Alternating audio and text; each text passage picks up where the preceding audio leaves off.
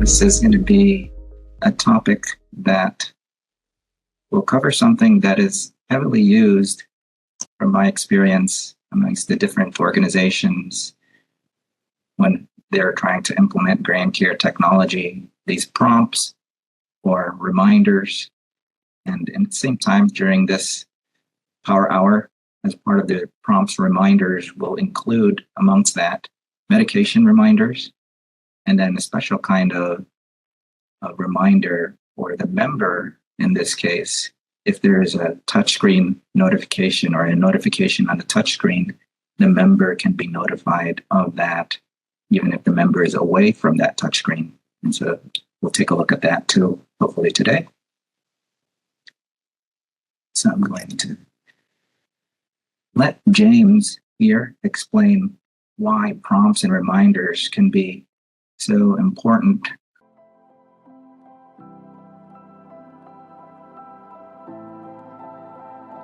My name's James Evans. I live at Buckham Farm.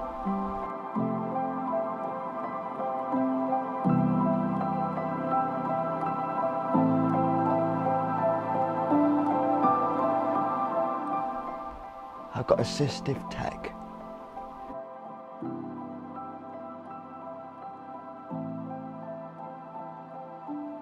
I use GrandCare for my reminders.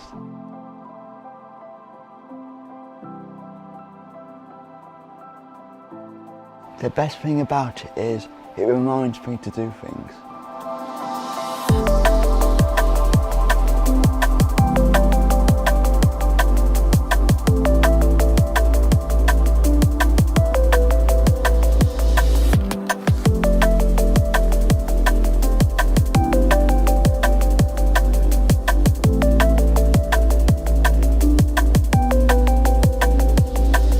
I also use it for the radio and games.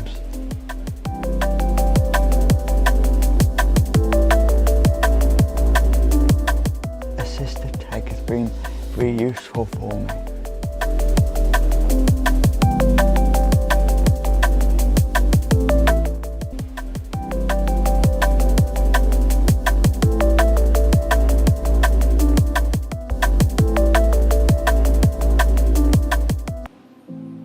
Keeps me on track, keeps me occupied.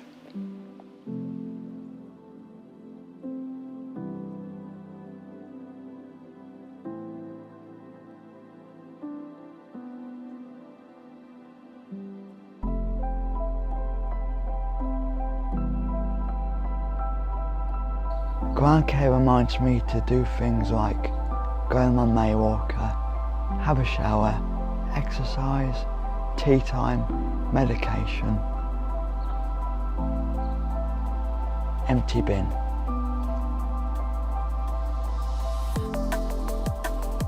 GrandCare lets me call my family and lets me see them so we can keep in touch. Assistive tech makes me a bit more independent. I need less help from the staff.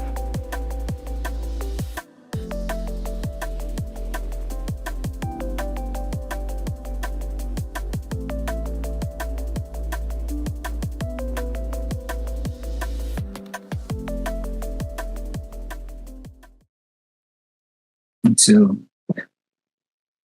the technology has a great potential to boost a member's independence by way of these prompts and reminders. And we're going to go through a variety of prompts and reminders that one could set up the touchscreen or touchscreens with.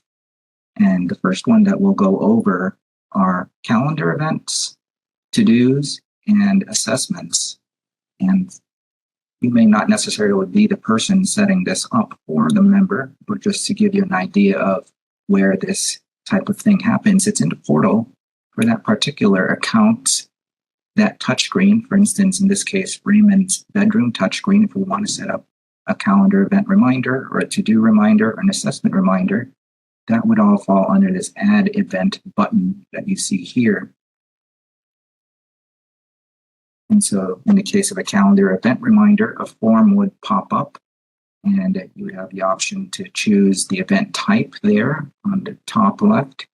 And since in this case we want to set a calendar event to remind this particular member about a visit from a person that will be coming to his residence at 4 p.m., we'll go ahead and create that calendar event reminder. In this case, for Monday, Wednesday, and Friday, you could specify on which days you'd like it to be. And then you could set at what time that calendar event should show up. And if you want, you could have a reminder for it pop up, in this case, an hour before the event happens, to give the person a chance to get ready and get situated for it. And so that's what it would look like. This reminder would pop up on the right-hand side an hour before the actual calendar event. But if you choose not to have a pop-up reminder, the idea of a calendar event is that it would just show up on the calendar anyway for the person to see. If they were to look at it at 4 p.m., they would see it there as an item listed for 4 p.m. Another type of event reminder that you could set is a to-do. And this one can be extremely popular with many organizations to help a person like James, for example, to keep track of things throughout the day. So in this particular example, we've set the event to be a to-do, and we've given it the required fields, at least the name of the event or the to-do. And then a minimum requirement is the start date. So when would you like this to start showing up? And then in this particular case, we want it to show up every day. And there's a start time that's required. So you would just put that down for when you would like it to pop up. In this case, 1 p.m. for lunch. And if you wanted to, you could put a tone for it as well. And so the to-do reminder will pop up at 1 p.m. and will remain on the screen until it is touched. Either that you've acknowledged that you've done it here with the checkbox, or you've asked to be reminded later, which I believe is it'll disappear and then come back after 15 minutes. Or you could just refuse it outright if you don't want to do it in that particular day as a member. There's a specific type of to-do where if you were to check all day event for a particular to-do, there may be some to-dos where you don't mind at what specific time it's done, as long as it's done at any time during the day. And so if you were to check that box all day, this is the type of to-do that would show up. It looks like the other to-do, except it's set for any time. And you may be asking yourself, well, then when will it pop up if we're not setting a specific time for it? Well, in that particular account for that touchscreen, you could set it up so that those all-day to-dos are prompted at specific times throughout the day. So in that particular case of watering the indoor plant, if you were to set that to be an all-day to-do, it would pop up at 9:30. And then if it wasn't done, it would pop up at 3:30. If it wasn't done, it would pop up at 7:30 until it was actually done. Of course, if it was done in the first instance here, then it wouldn't pop up in the other two later times. But that's the idea of an all-day to-do. It'll just pop up at specific times, but it could be done at any time. And with respect to to-dos in particular, you could generate a report if you were interested in knowing whether a person complied with this particular set of to-dos. And so you would just do that through the same report section, except you would select to-do compliance, and you could set it for a specific date, or you could get a list of all to-dos if you don't set a specific date period. And then you'd get something like here on the right-hand side, a list of the to-dos, when they were scheduled for, and whether they were refused or completed. So that's the to-do reminder. And then there's also something known as an assessment reminder. And so an assessment in this particular case, we're talking about a survey that the member can take on the touchscreen itself. And so if you were to set instead of a calendar event and instead of a to-do, something called an assessment reminder. Then you would be asked what kind of assessment, which of the assessments you would like to use for this particular touchscreen, which one would you like to pop up, the date, the starting date, and then how often, and then at what time. So some similarities there with the other event reminders that we set up, except in this case, this kind of thing on the right-hand side would pop up, and then the member would have an opportunity to touch it and then to take the survey. And so here's an example of how that survey might play out. So in this particular case, this assessment is a general assessment with 3 set questions. So the first question would pop up after the member touches that survey to take it, that assessment, and then the options would show up there and just touch which option is appropriate. And then similarly for question number 2, question number 3, and after all the questions are gone through, then they get a thank you at the very end that they've taken it. In another section or another power hour, we can discuss how does the staff member see the results of an assessment that's been taken. So very often the staff member can set it up so that they immediately get a care note or a note, an email of some sort saying that a survey has been completed or an assessment has been completed, or they can get it as part of a digest at the end of the day, just get them all of the surveys that were completed at the end of the day. There's an option to do that, but we will try to cover that at a later time. And so currently the assessments are predetermined. There's a set of assessments that have already been programmed standard into the touchscreen as options. And so this is what you would be able to select from at this time.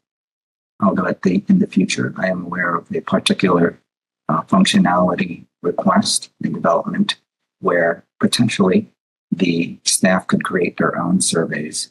So that's currently not available, but that's something in the future horizons. But as of right now, you do have the option to select these particular assessments from the list of assessments. So with those 3 types of events, the calendar event, the to-do item, and the assessment reminder, you saw how they were added onto a member's touchscreen by a staff member through the online care portal, logged in remotely, most often is the case. But there is also the option for the member, if there's a particularly independent member who would like to add events to his own touchscreen, there's an option to do that. If one goes to the today and the schedule, and that member were to look at the schedule, as you see there on the left-hand side, there's a button there at the very bottom, a green plus sign with the words add event. And if the member were to touch that, the member could do the same thing more or less that you did online in the portal, where it would take you through a wizard. That member could select what kind of event, select the date, start time, put any comments that were needed, and in that way add events to his own calendar. But if for some reason you prefer that a person at the touchscreen not be able to do that kind of edit or addition, then you can make it so that the resident or the member in this particular case is not able to add events from the touchscreen.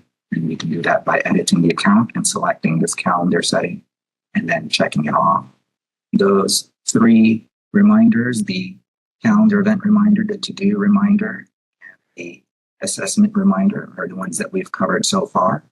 Now, what if you wanted to do a reminder for something that wasn't such a simple to-do of just one line or one step, but which was a little more complex and required perhaps more steps? And so an example here is cleaning one's room. If somebody were to be prompted to clean their room, there's an option to do what is called an instructional video reminder. And so this is the account page here for a particular account. And the caregiving tab, if you were to scroll down, you would see instructional video reminders, and you would be able to add an instructional video reminder. So let's take a closer look at what that is like. So as I had mentioned before, an instructional video reminder is like a to-do, except it's a little more complex. And because of its complexity, you may want to add steps. And so on the left-hand side is the form that you would fill out in the portal to create an instructional video reminder. It starts out fairly simple with asking you what's the name of this to-do or this instructional video reminder, but then it gives you the option, if you want to add steps, to add a photo, or even to upload a video, whether it's a video of your own creation that you're uploading from your computer, perhaps that's something that you filmed with the member, perhaps trying to do this particular to-do on their own, or somebody else trying to do this particular to-do as a demonstration in a video format. Or that video could be something that's pulled from YouTube, which is what's shown in this particular example, where you would just enter the URL there. In this example, the video is one that's related to taking out the trash. And then similar to the to-do, you would have a chance to set on what days you would like it to show up on the touchscreen. And then you could set at what time you'd like it to show up as well. And for the member, how that would look is when they touch it, this would pop up. It would read out the steps one at a time, and then play this video that you've selected automatically. And so the question, you can only upload one of these contents at a time, a video. The answer is yes, you can only upload one at a time. And then the member would have the opportunity to check off as the steps are going along. The member wanted to, or even to listen to that particular step again by touching the text-to-speech button.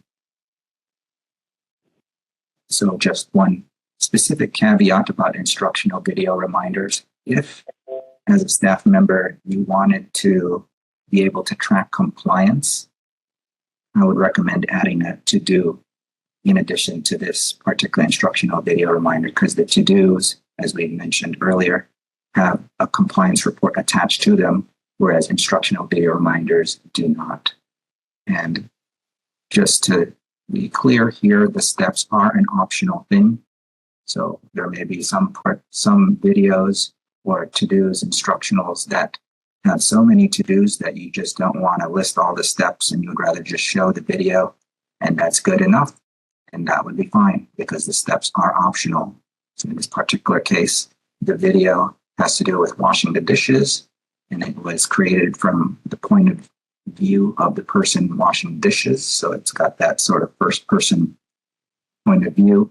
And there are so many steps that this staff member would rather not put all the steps down here for check off. So that concludes the discussion on instructional video reminders. Now we're going to move to another kind of reminder, which is also fairly significantly used by members, clients, residents, individuals across many organizations, because there's always concern in many cases about taking medication. So GrandCare has a specific functionality set designed for helping, serving folks who would like to be prompted or reminded to take medication. And here's how it works. For every medication reminder, what GrandCare, what the technology will want to know is what is that medication, but not just what is that medication, but also at what time you would like it to be prompted. What window of time would you like this medication reminder to show up for the member? And when you add a medication reminder, what you'll want to do is to go into the care menu and first identify the medication by adding a new medication. That's where you'll get to tell the technology what kind of medication is going to be taken by the member.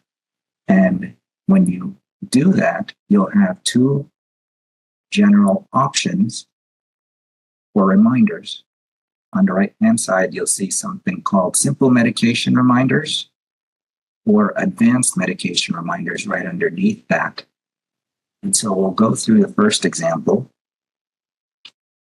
of advanced medication reminders. The reason why it's advanced is because here you're specifying the specific medication that's involved, or potentially looking it up through the NDC catalog, and then you're putting down the names of what the medication is, the dosage, and how it's being taken.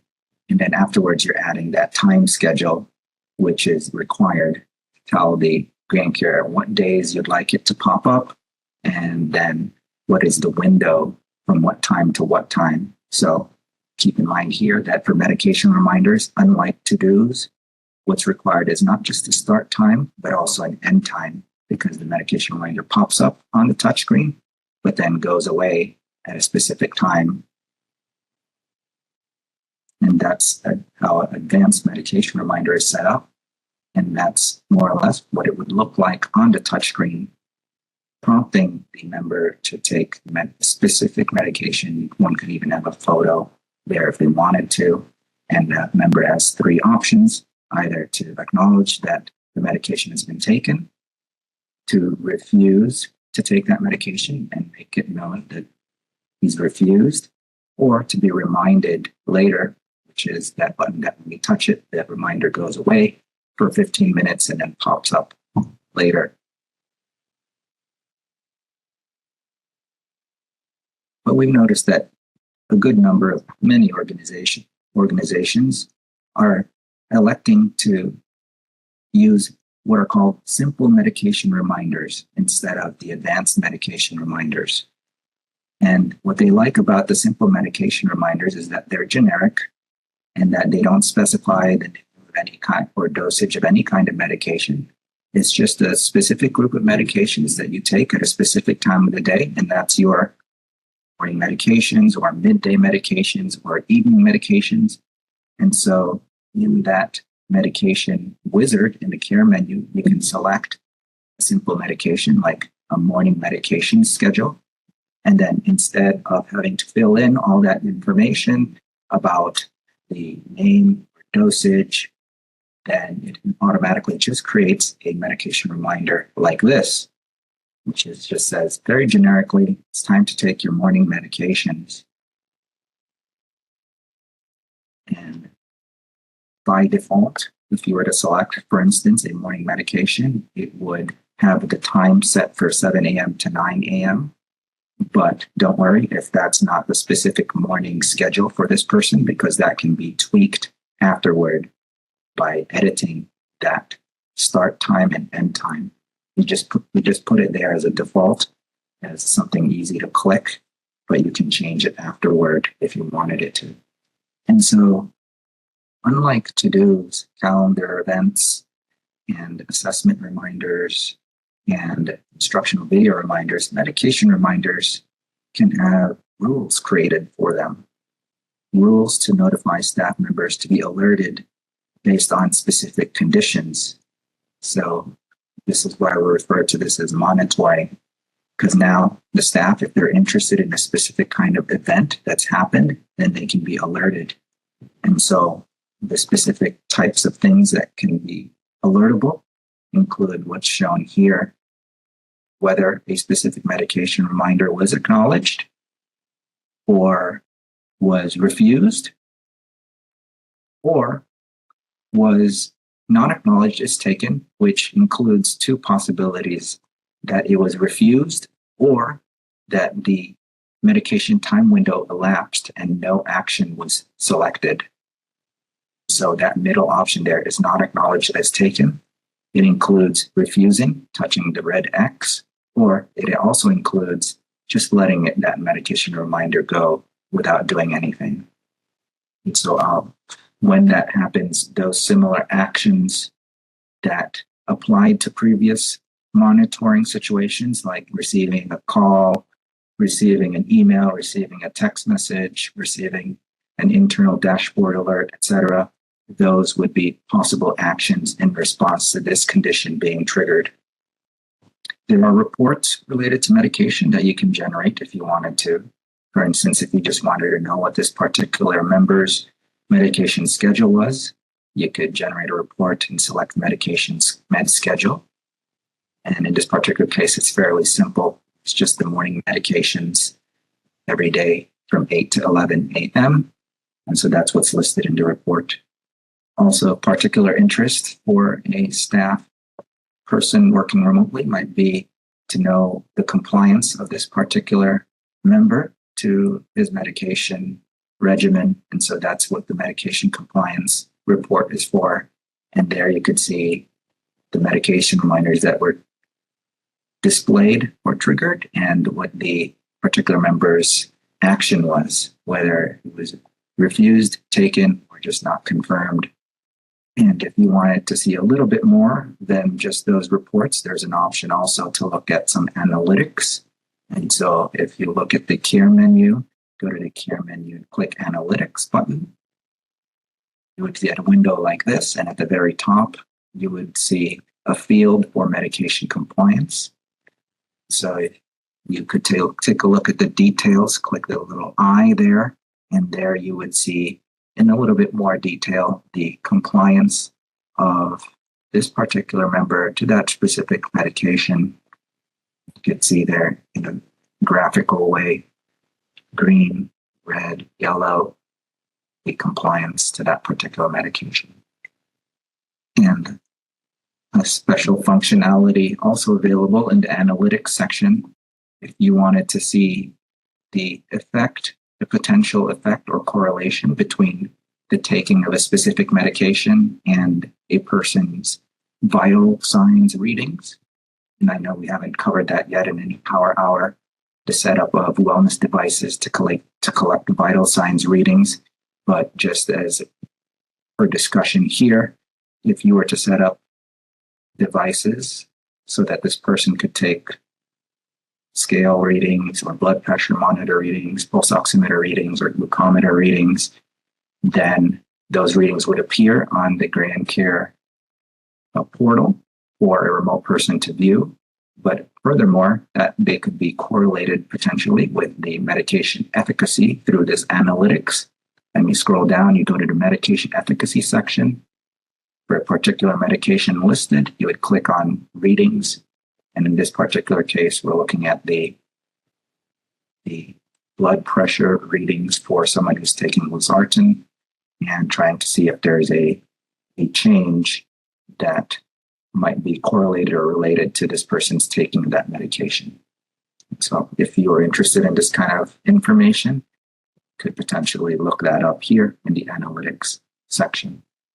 Finally, for all of these types of reminders that we've discussed, to-dos, for example, or medication reminders, if you were to look at that activity stream, which we've seen before when it came to motion sensors or door sensors, that same activity stream would also log the actions of the member when it came to these to-dos or these medication reminders.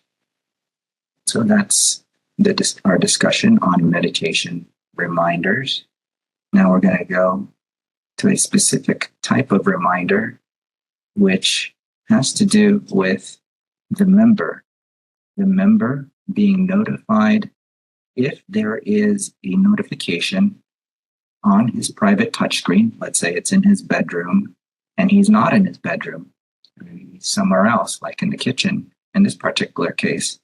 Would there be a way for him to know that he has a notification that he ought to look at that particular time? So the answer is that the technology has a way to notify him if he is away from his private touchscreen.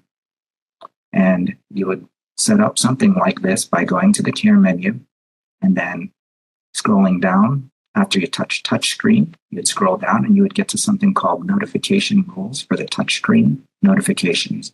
And you would add a new rule related to this. And so if you were to start a rule, then you would get the wizard for the rule creation, and it would ask you what kind of notification on his private touchscreen would you like the member to be notified about. And if it's just any kind of touchscreen notification on his private touchscreen, then you could just select any. But if it were something specific that you wanted him to be notified of, then you could choose that here. These are the conditions. And when it comes to the actions that result based on these conditions, a touchscreen, let's say there was a medication reminder on his private bedroom touchscreen and it popped up and you were not in his bedroom, what could happen? What actions could result?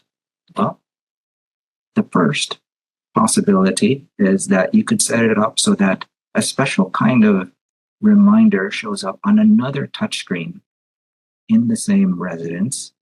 And that touchscreen would show what is known as a public area reminder or a peer system reminder. And this type of reminder is special because it's discrete. As you can see there on the right-hand side, it just tells the person who's looking at this touchscreen that, hey, you've got something on your private touchscreen.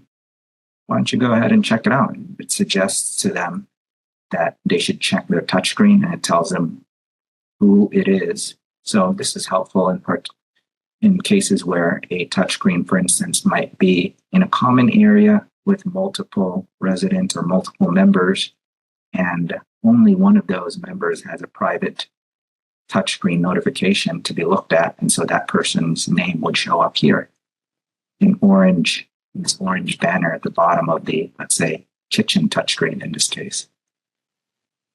And on the left-hand side is where you would be setting that up again from the care menu, touchscreen notification based on the condition. If any notification is shown, the action, this is the second half of the rule, would in this case be a show notification on some remote peer system, what that system is.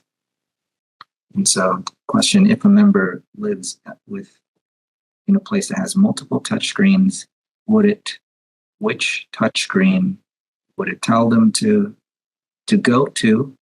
And in this particular case, the most common setup that we've seen is that the private touchscreen has the notifications for the member, and then every other touchscreen on the premise is a common area touchscreen that would then be a pointer, would have these peer system reminders telling that person to check their touchscreen.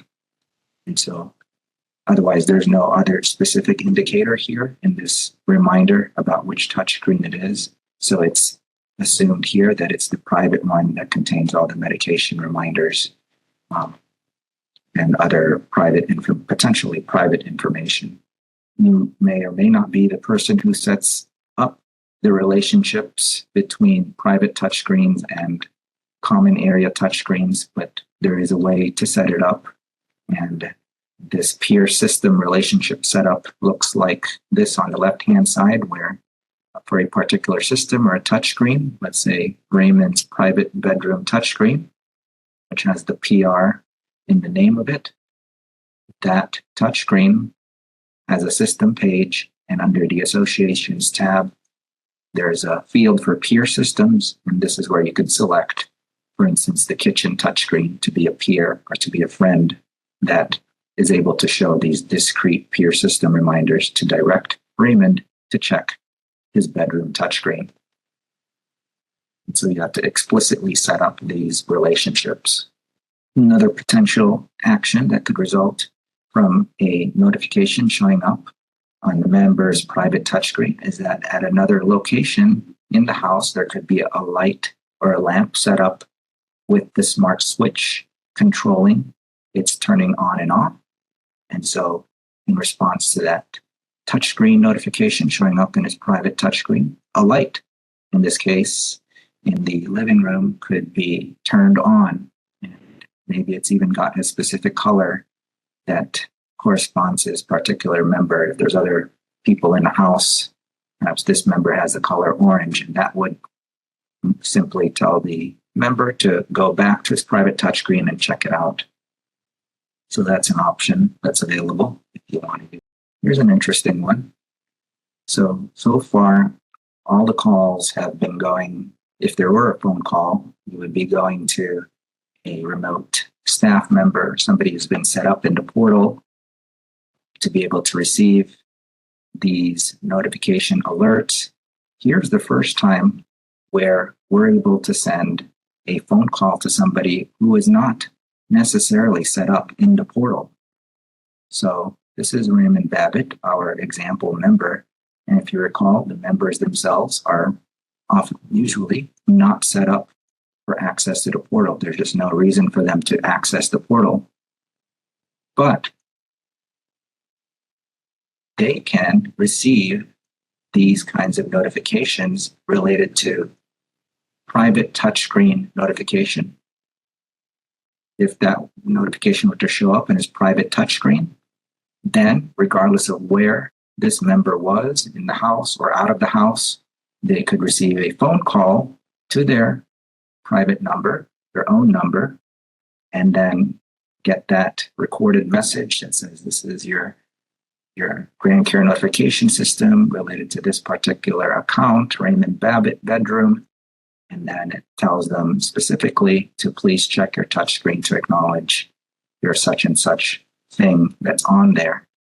So they could receive this notification to their own phone if they had their own phone, this being the member. Similarly, a text message could be sent to the member. So if a touchscreen notification shows up on Raymond Babbitt's private bedroom touchscreen and he's not in his bedroom, he could receive a text message to his phone. This example, there it is. It shows up there on the right-hand side, just like any other text message, and it tells them the content of the message, which in this case is an appointment with a particular person. They would see it just like any other text message. And finally, that member could also receive an email with the content of the particular message that is on their private bedroom touchscreen. So in this particular case, it's an email about the appointment calendar event that's showing up on Raymond Babbitt's private touchscreen. He gets this email and can read it wherever he is. And so because Raymond, the member, is not somebody who has access to the portal, the place where you actually set this is a place that you've seen before. It's the resident information. And so the resident for Raymond Babbitt's private touchscreen in his bedroom is Raymond Babbitt. And so you would put his personal information here. And part of that personal information that you could provide is that member's cell phone and that member's email. And so this cell phone is what's going to be used to send those text messages and phone calls. And this email address is what's going to be used to send those emails.